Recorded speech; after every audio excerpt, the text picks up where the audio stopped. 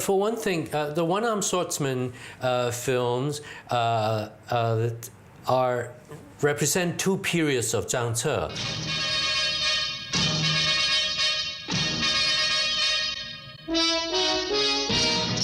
The first two one-armed swordsman movie that stars Wang Yu is really his early part, and by the time David Chang and Ti Long arrived on the scene, Chang Cheh went on to his second phase of his creativity.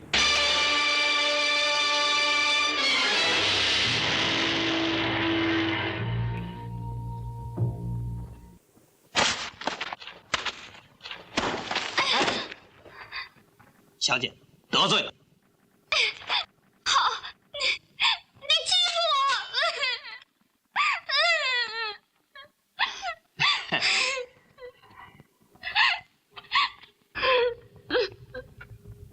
是你自己纠缠不清。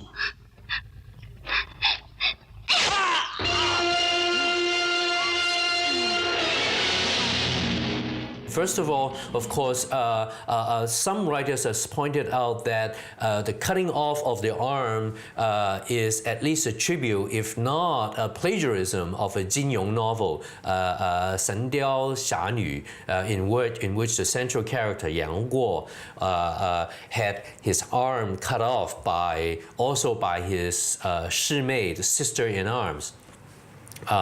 Who is also a similar character. So there's definitely an inspiration or tribute involved, because 神雕侠女 was a very, very popular novel at the time. Castration has always been a big part of martial arts films, and definitely, oh yeah, cutting off the arm definitely can be interpreted as a form of castration. And of course, in Chang Cheh films, there are many instances in which the man was hit and he has to keep on fighting with a weapon embedded on him. The first phase of Chang Cheh, represented mostly by Wang Yu, is a phase in which Chang Cheh put a lot of himself into the films, and mostly in Wang Yu's character, which is usually a character who is mad at life, is mad at society, that he has a lot of abilities, but society either cannot accept him or do not appreciate him. Because that's the way he was before he started directing films. But when Chang Cheh came along, his characters, like Wang Yu, is a very middle-class kind of character that was forced to live a working-class life. I mean, even to us, to a Chinese audience, Wang Yu looks like a middle-class kid. Even in One-Armed Swordsman, the woman character was always, one woman character cut off his arm, and the nurturing woman was someone who always tried to talk our fighting hero to become a farmer, from a very exciting lifestyle to a very boring lifestyle. So who wants to do that? Wang Yu didn't want to do that. We don't want him to do that. Only the women wants them to do that. So it's very interesting.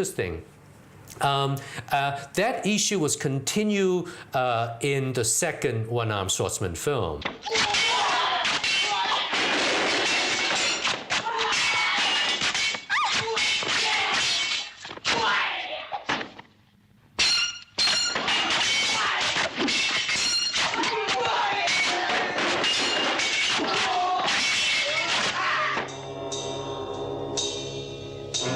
Golden Swallow, of course, is one's very interesting.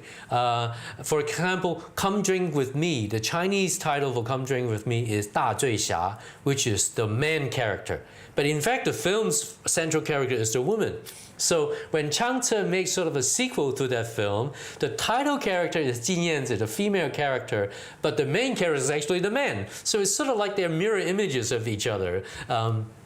It's also, once again, a transition. It's also a transition of a transition because the King Hu film, Come Drink With Me, is a transition from a female-dominated melodrama to a female-dominated action film. So, but by its sequel, Make by Chang Cheh, it has become a male-dominated transition film.